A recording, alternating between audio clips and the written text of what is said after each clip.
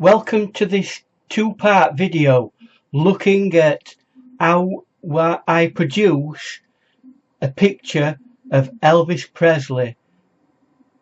This video will look at drawing out the line art and how I did that. It's done in time-lapse, but the next part will be done in normal speed. So enjoy the video. To get a person who is famous or well known accurate, you need some sort of system to make sure that you're getting the key features on the face right. So what I've done is, on the reference image, I've created a grid that represents that person's face, and then I've duplicated that grid reference on the paper that I'm going to draw out. So we're now drawing in that grid reference section, and it should help me to draw the picture accurately.